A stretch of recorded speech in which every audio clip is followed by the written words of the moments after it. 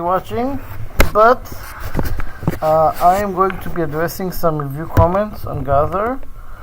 So if we look here, Git branch, we have the most interesting thing that I'll start with will be Flake 8, although that might cause other interesting things. If after I merge it, I have a feeling it'll cause some conflict and we'll get to do some conflict resolution. So yay, computers. Okay, so I'm on the branch and it corresponds to that review requests. See, master Flake 8. And let's check what Mark said.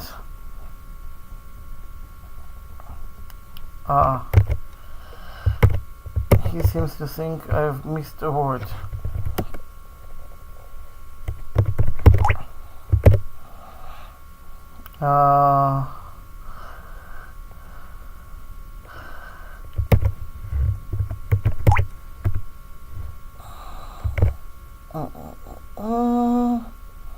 Where are we? Line 50. Okay, this will sign.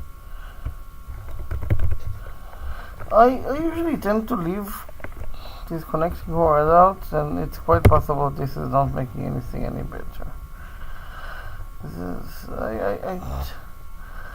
okay, so I'll just mark done as I'm doing these things.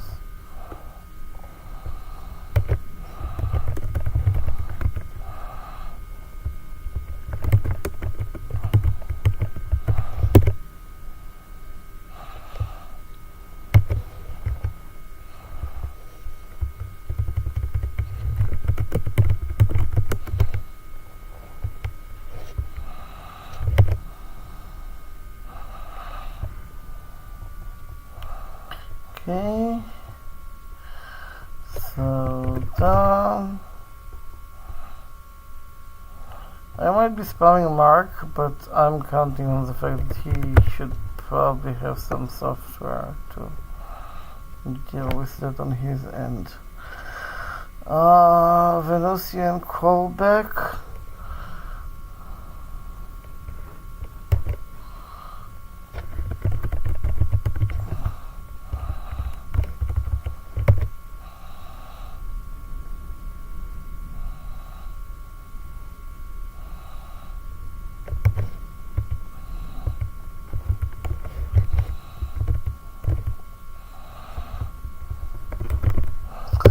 I guess that's possibly a better way to phrase it.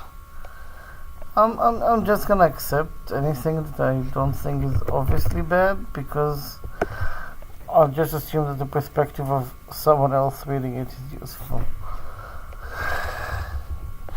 Collect all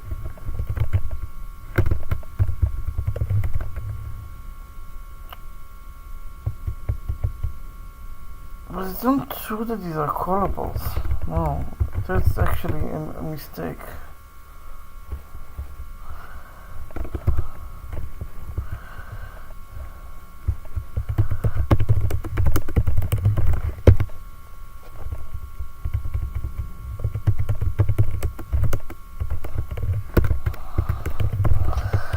The first was most callables cannot be registered, only honest to God classes of functions. Callable.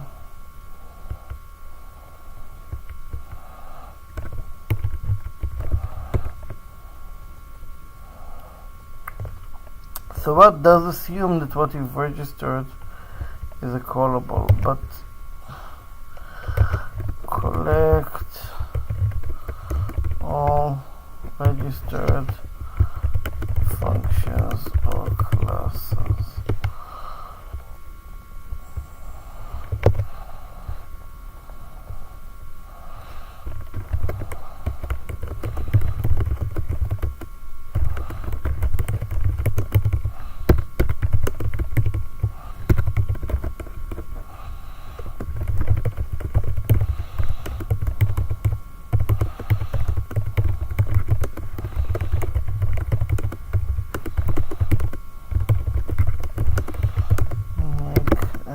class non-callable is right meta class, but Velocian cannot register arbitrary callables.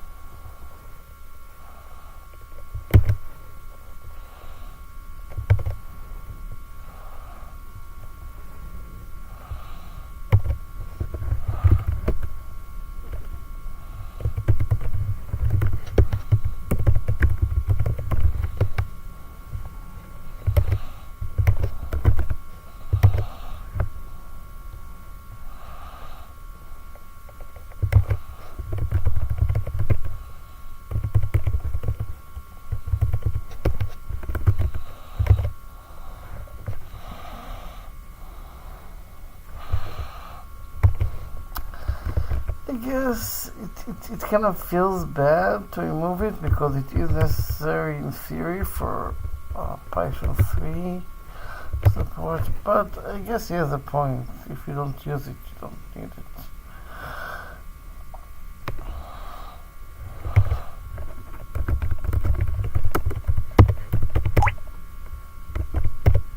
Main and nuke this guy.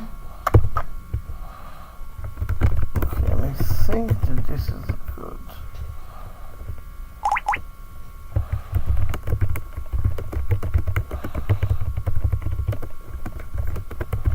So there's usually two ways to address comments, and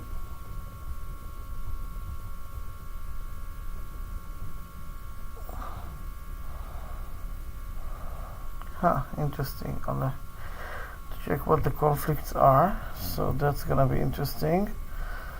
I think probably Mark did some stuff, and maybe I think it was just fairly mechanical to resolve. Anyway, the point I was trying to make was that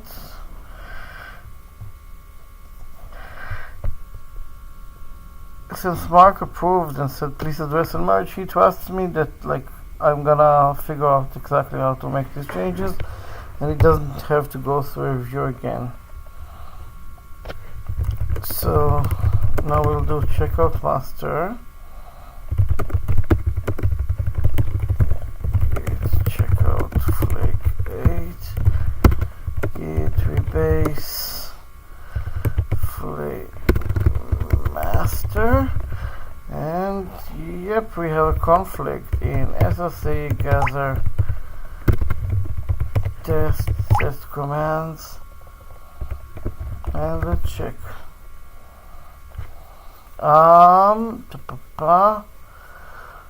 Oh, so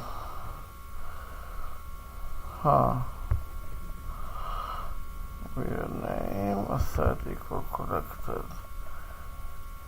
set of, so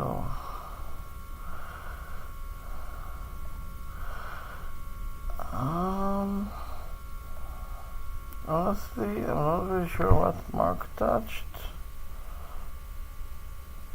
but I'm just gonna go with this because it's probably the right thing. And if there's a problem, this is luckily a unit test, so by definition if there's a problem this will yell. So after we add this, we'll definitely want to run the unit tests again, which is anyway probably, you know, a good thing to do. Okay, now let's docs -e Py27 lint. First, let's make sure that we have a broken lint. As I've said before, I'm gonna test manually just 2.7 with lint and unit.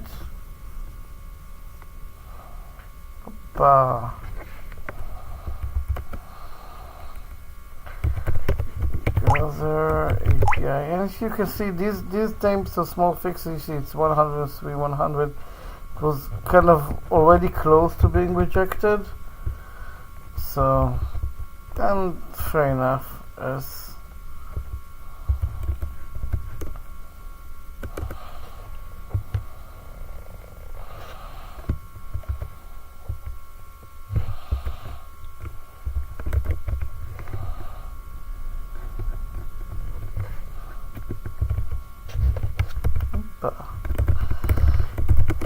Let's make sure that this is all we changed. Yep, we just moved this. Let's check again that the client is happy.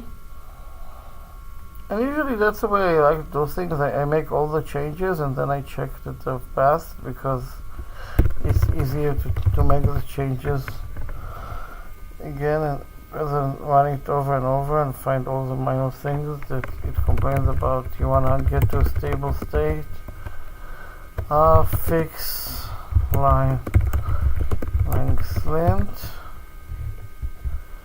And so the units are working, the length is working, so I think that it is time to push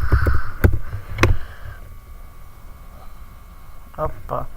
And yeah, I did rebase. Some people have strong feelings about push minus F, but I feel like afterwards, when you read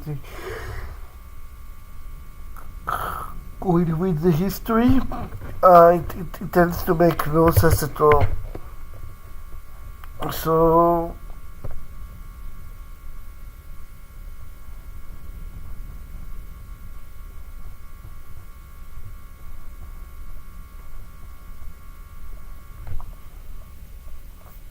and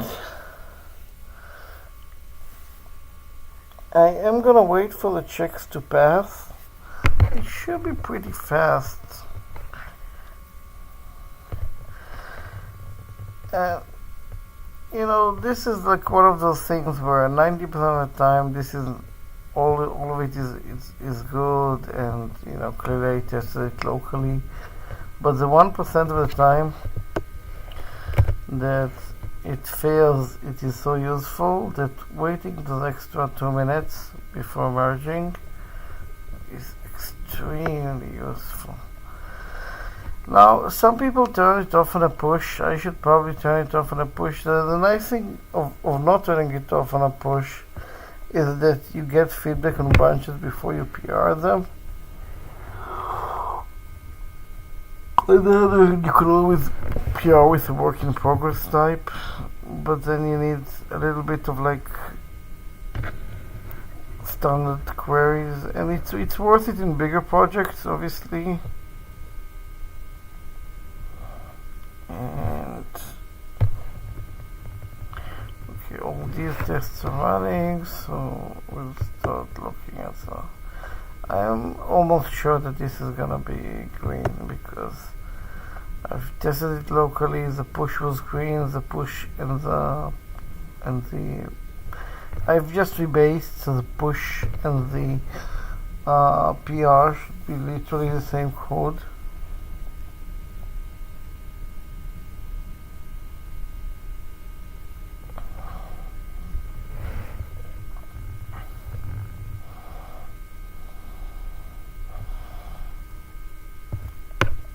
And by the way, you see these things come online as the equivalent PR push things end.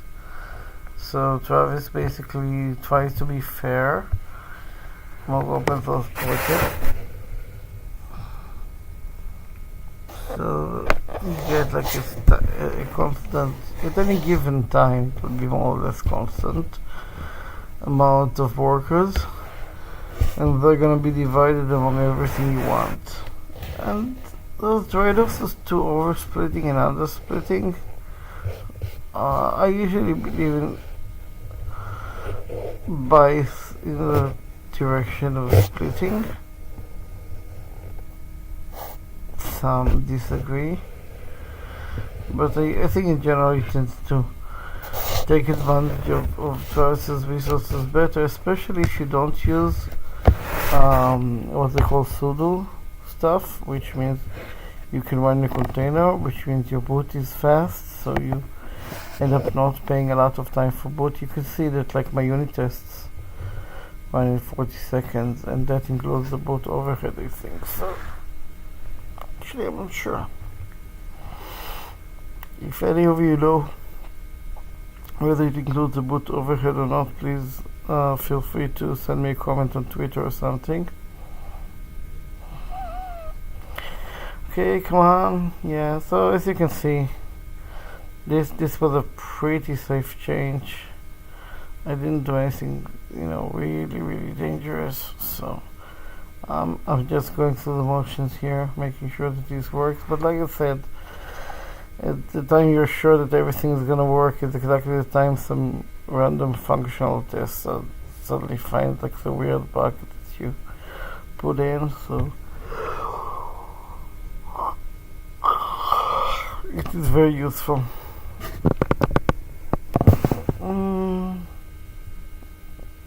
But yeah, I doubt the document is gonna result in anything interesting. Yep, okay. And we are done. Wait, I reload. Here we go. And merge pull request, confirm merge. And you do want to delete a branch, otherwise you'll have a lot of branches of the thing, which makes it super annoying. Okay, so you check out master, and I'll show you what I'll do, because this is also like a useful Git tip. Now I do lowercase d. In lowercase d will only delete in the cases it's safe, which means the tip is already in master. And this basically makes sure that I've merged properly. So it's kind of, if this doesn't work, I'm gonna check out what went wrong.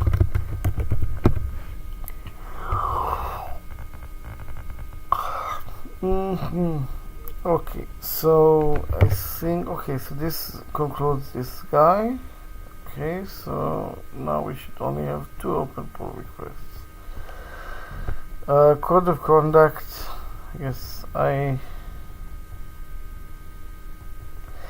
didn't want to put his mail in because I wasn't sure if he wants it. I did want to put in his name because I felt really bad that we are supposed to enforce it.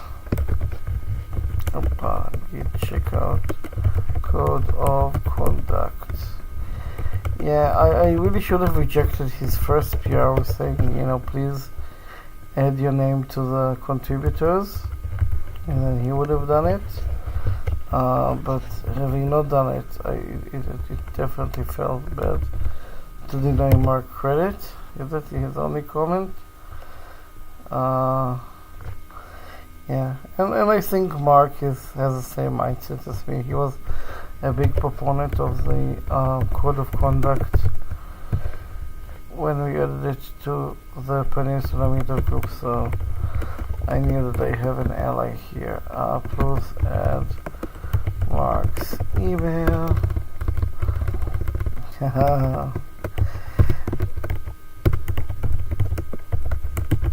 Yep.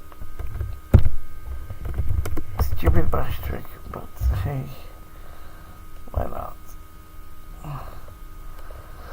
Okay, and I guess this one doesn't have really a lot of conflicts, so I know, I just literally added an email to the readme. You'll be surprised.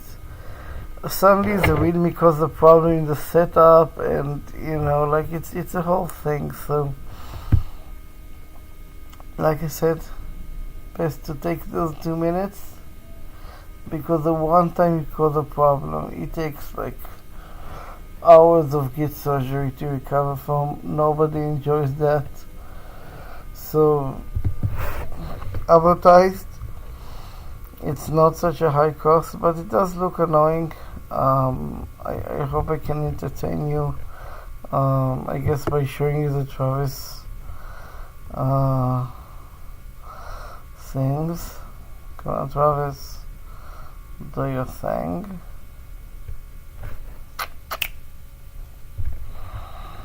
Right, I'm sure the push is still running. Let's check some of the logs during the push. Actually, it's all done.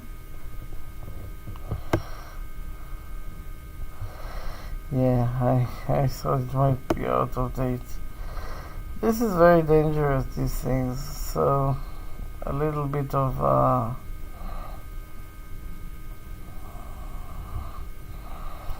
here. If you click here, we can look at the log, which is not that useful in this case, but it is somewhat mildly entertaining and I don't think. Oh, freak. Yeah, it should be based on master. Make sure that I don't have any more. Git rebase master. See, this is why it's useful. Git push -f.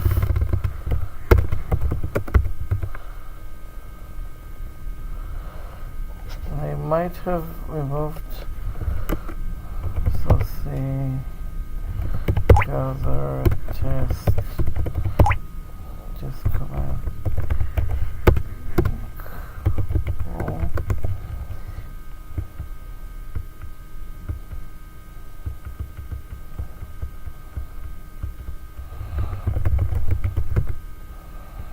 Yeah. Okay. Yeah, this was the problem earlier. Okay, git commit, undo reversion of mark deprecation warning fixes. This does belong here. But this is undo and this is pretty uncontroversial. Just gonna push it in. I am, of course. I'm glad I showed it to you, folks. Thank you for. I do need to rebase anyway, so this is anyway good.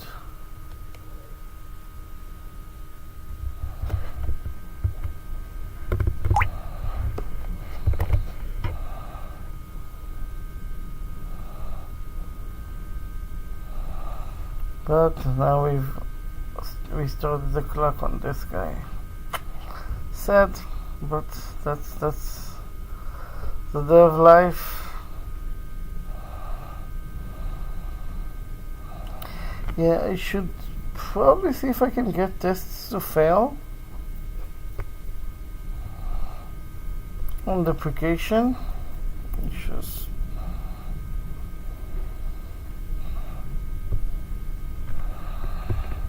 see if it is possible to get PyTest to fail.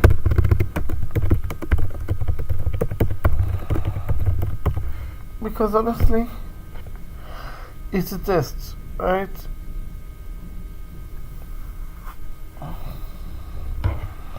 I prefer to make it fail, so I'll notice, because in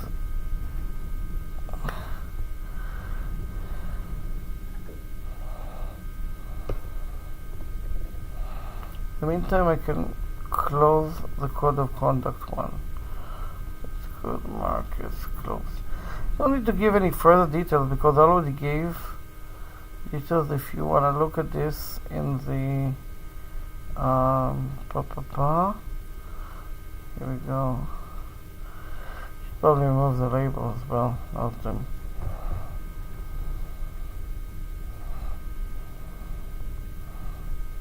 Well,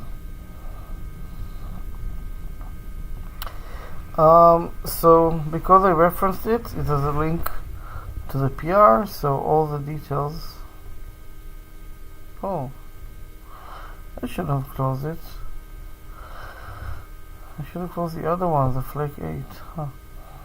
See, and this is why it's good to have these, to make sure that we look. But it'll be closed soon enough, so I'm just gonna leave it closed. I'm not gonna reopen it.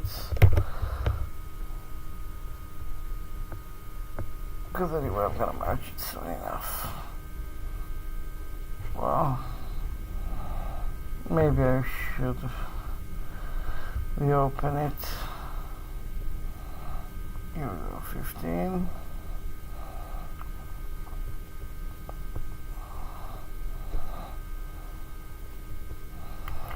Open issue. Okay. Now, the one I should have closed is switch to a beta static checker because it is merged, so I can remove the label. The label I don't feel that strongly about because that's anyway kind of morely for kind of organizing the issues and make sure that I don't work on something I already put in the work for. And let's check this lady. Papa. Yeah, code of conduct, come on. Go code of conduct, go code of conduct. Again, not really worried. But how's about we open the unit testing again and check that we don't get the deprecation warnings? What do you folks feel about that? Oh, I'm sure that it's probably still running the thing. Oh god. Is this a push? Yeah, this is a push. Oh god. It's probably your build history. We can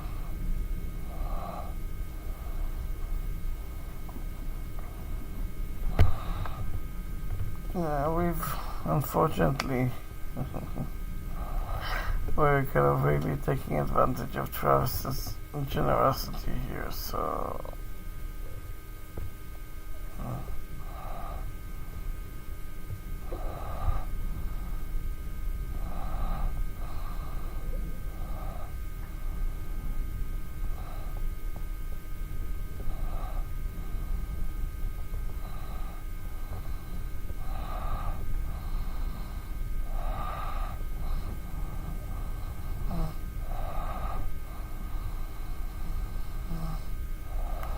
yeah. See, this is still running. Probably cancel that build, but it's probably almost over, so I don't know. I don't like canceling builds because it's so easy to cancel accidentally the wrong one that if I see it, it's almost done. I'm just gonna let it run its course. I should probably have cancelled it to begin with. See, I only have 2 more workers running. Not worth the cancellation at this point.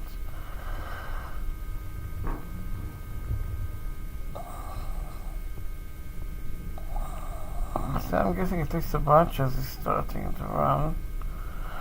Yeah. Yoo-hoo! Just cool, folks. Let's check. Here, this is already done.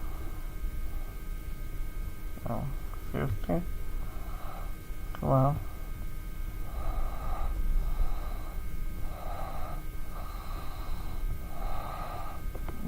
Let's try refreshing and see what's going on. I need to look. Seriously. Look super useful, yes, okay. And no deprecation warnings. Everybody say yoo-hoo? Yoo-hoo.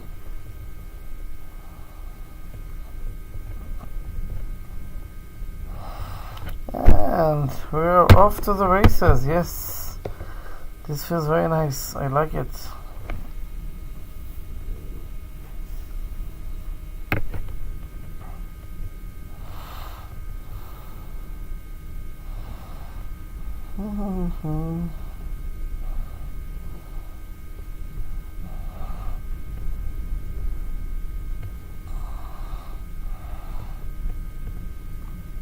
If I get all these done in a reasonable time frame, then maybe I'll try and start a PR towards PyTest automatically catching deprecation errors.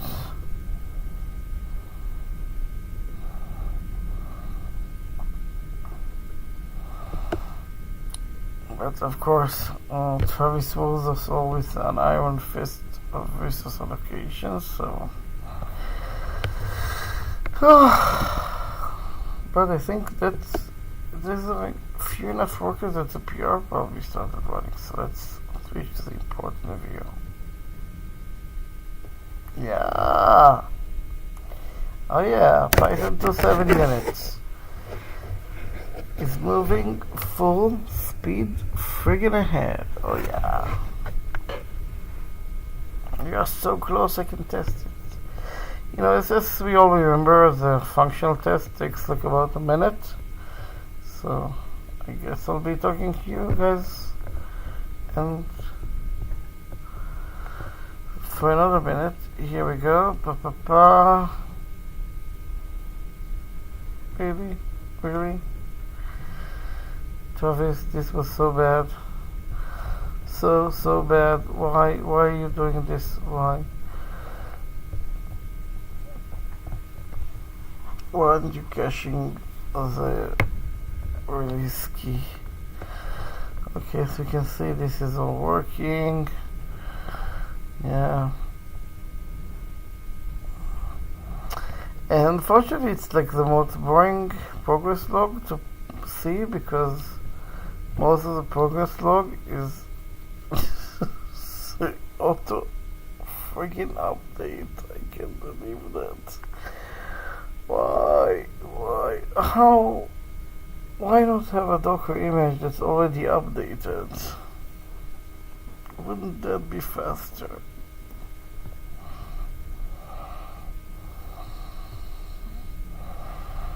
I think it's supposed to cache the PyPI packages, so even the install depth should be fast. Because once it actually installs everything, so fast.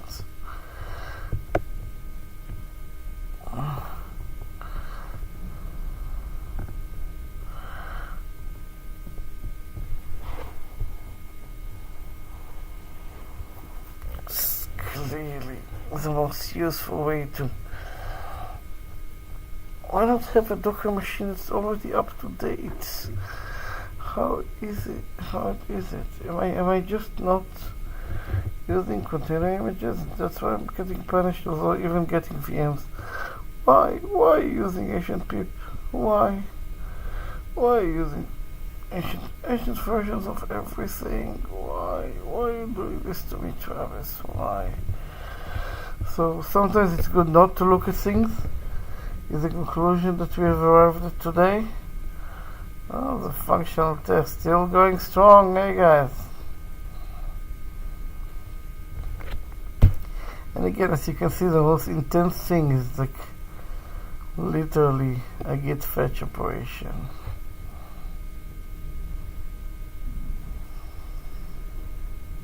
I wonder if they could catch git somehow, because some things they need to go to GitHub like 5 times. They could probably kind of securely cache.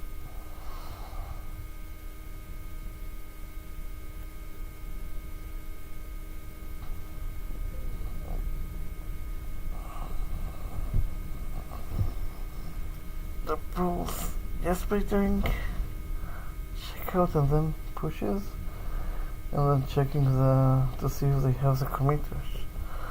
Isn't that supposed to be the advantage of SHA-1, that it is globally unique unless someone tries to fool you? Jokes about SHA-1, that is what I'm reduced to today. Yay, that's so much fun. Okay, but we are all done. We are literally all done. This should be good.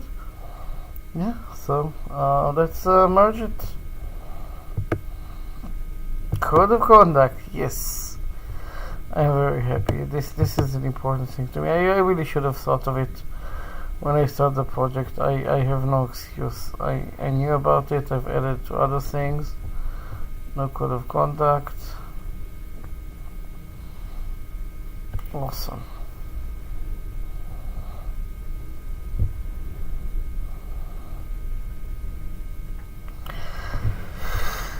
Finally, git checkout, master, git pull, minus rebase, git branch minus d code of conduct git branch.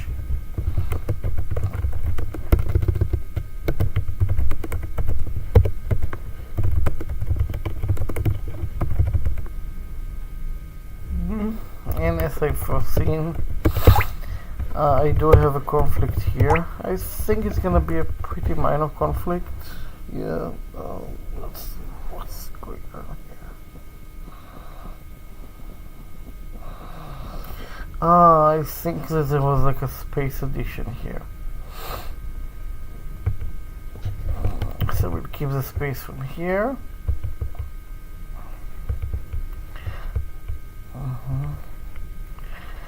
And I'm guessing that this was also a space addition.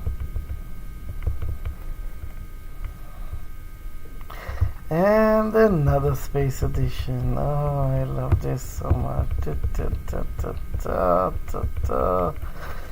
Spaces rule everything around us, folks. White space changes are very pervasive. That was why I was even on the fence, doing these things to begin with before I merged, because I knew there were going to be conflicts. But you know what, these like 3 seconds of fixing it are worth it to kind of not get away stuff on a reviewer.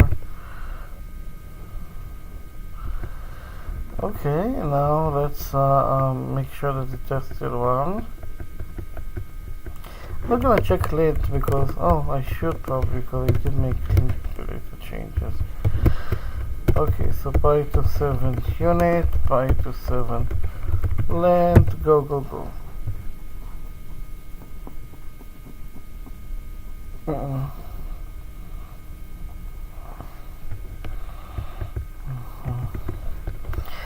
Yeah, I know. I should have done minus e, and this was position arguments, which of course Tox won't complain about because that would be too easy. Okay, that's good. Yeah, and of course, if always being rebase, you wanna move push minus F.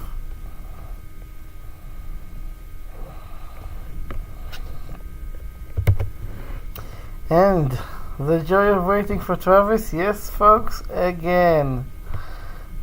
We're gonna wait for Travis again. Yes.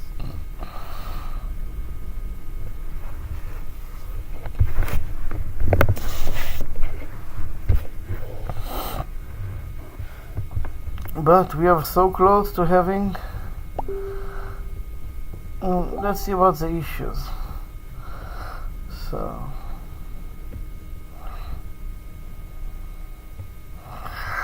yeah, I need to talk to Mark probably in person about that, figure out if that makes sense to kind of pin to latest.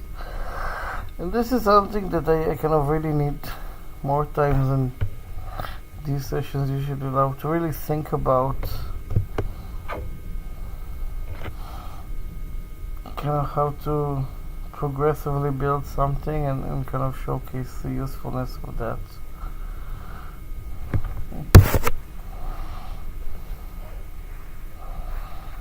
And where are you, Travis?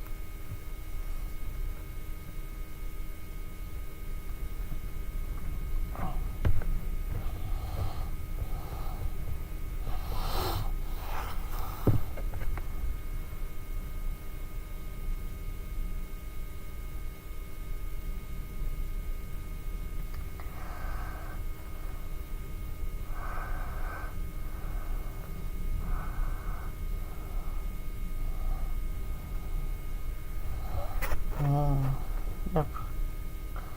Sorry folks, this is the boring part of the session. I'm really not expecting anything useful here.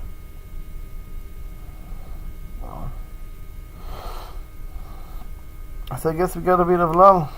Let's disappear. No, yeah, disappear. Okay, so at least we're making some progress.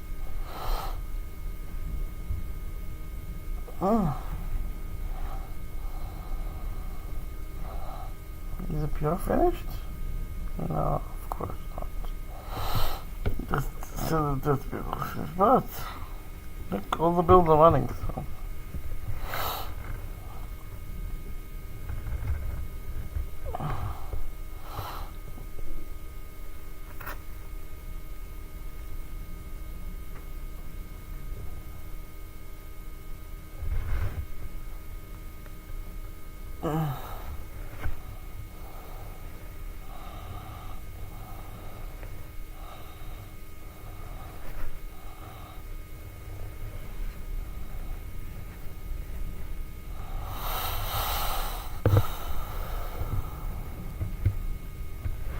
And this is done.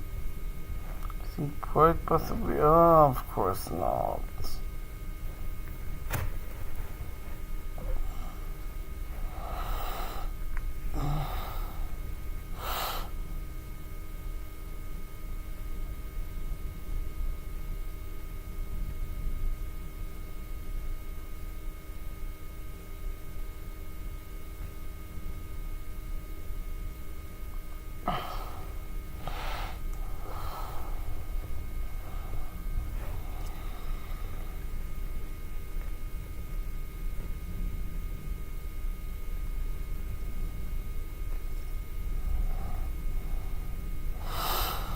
And come on.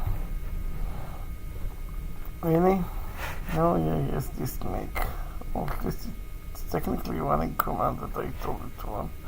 How can this make take so long? It's literally Python setup PYS. This just turbles the thing. I have no idea. Sometimes like the Travis machine seems like unbearably slow. I could have used use develop, but that makes it hard to do other things. So if the only downside is a little bit of slowness in Travis, we'll just have to live with it.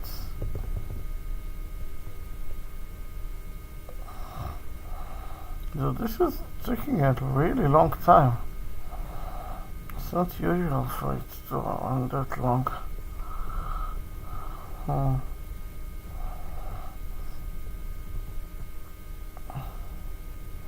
kind of considering cancelling and rerunning because this is really not supposed to take this long.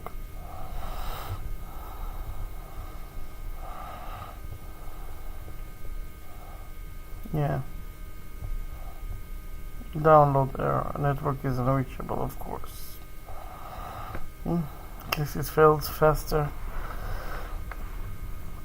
So I'm guessing this was probably like a bad network on a worker, right? And hopefully now that pip is down, I will have some words with the PyPI maintenance.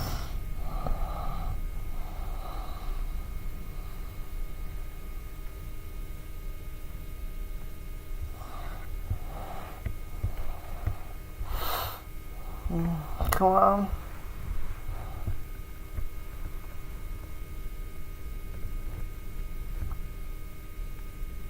Really?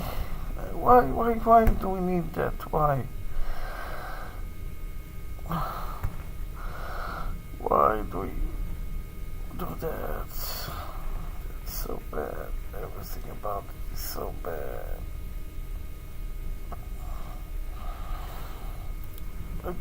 Can Travis not just have a Docker image with all the Python stuff and reasonably? Oh, but look,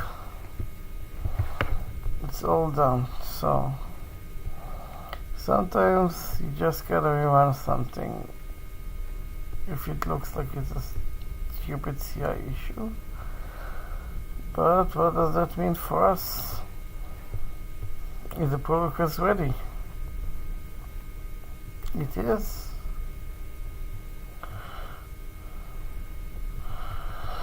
I should have looked at what Spark said. Oh, fuss. Okay, he's right, of course he's right. Nice. Main G.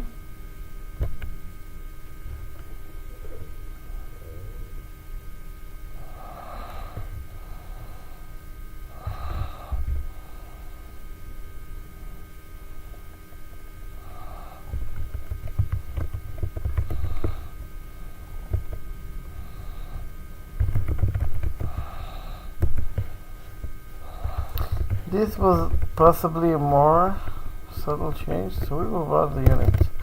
I'm not going to run the lint. Remember that running locally is merely a local optimization. Change local name. Change variable names as well. Is right, otherwise it will really look like a weird historical accident. So, as much as I hate to do that, we'll have to wait for Travis again. Good job, Moshe. Yeah.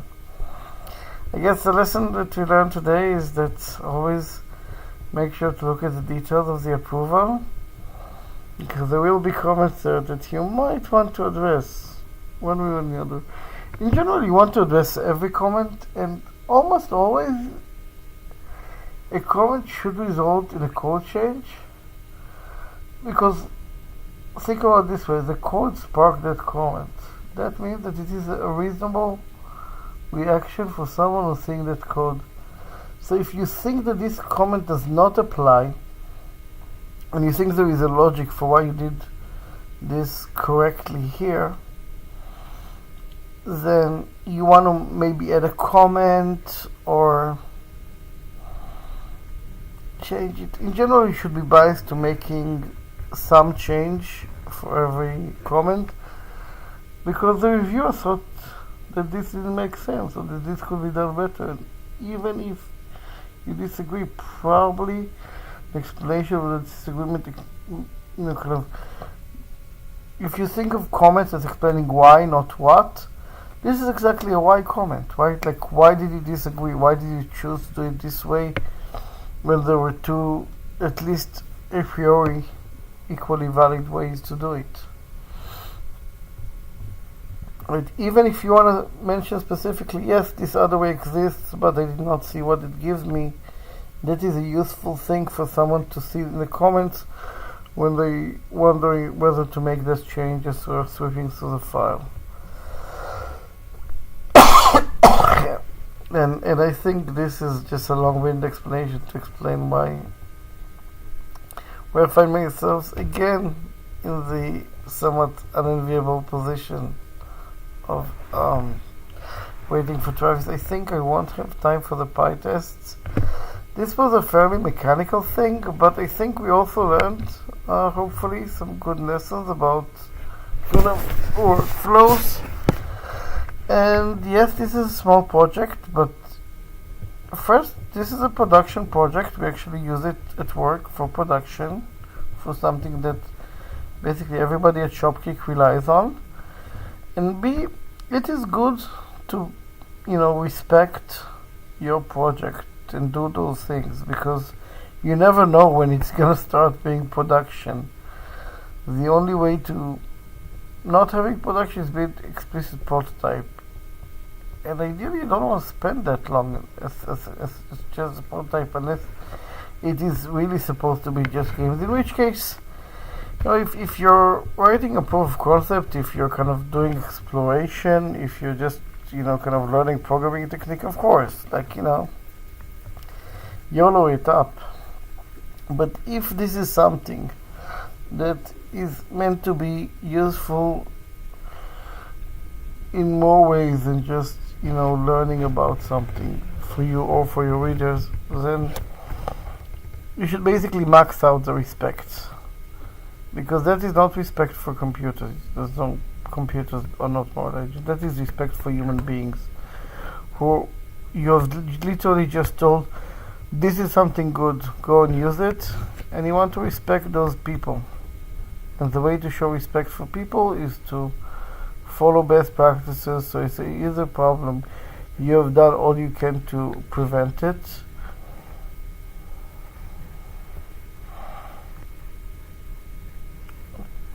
And ideally, unit tests are not like a very controversial things that you should make sure that they pass.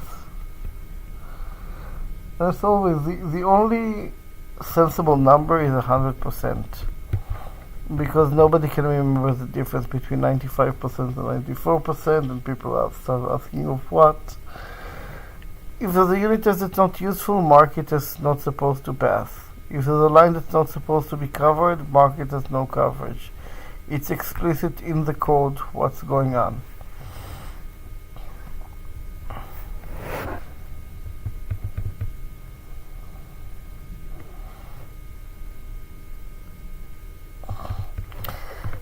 These warnings, of course, are irrelevant because anyway I'd omit them. So, well, good job. All done. Now, of course, I don't know why this seems to be stuck on the worker. It doesn't work. No, it does work. Yay. It's good. I've entertained you ideally while this went on, and we can go back to the PR. See that it's mergeable. Merge it. I should probably set the merge thing to make sure that the things have run. Okay, deleted. Okay, and I should go to 13. And this is, by the way, why it's useful to open issues for things, because then you can say, okay, I'm not going to do it right now. And you're free of the need to remember that this is something that needs to be done. You've done it. You've made the computer remember for you. And look at this, 0 pull requests. And I think this, we did open a ticket, but that's good. Opening tickets is not bad, as I've literally just said. This is a way to remember what should be done. I'm gonna assign myself to all of these. This is filtered by assignee, not assign, of course.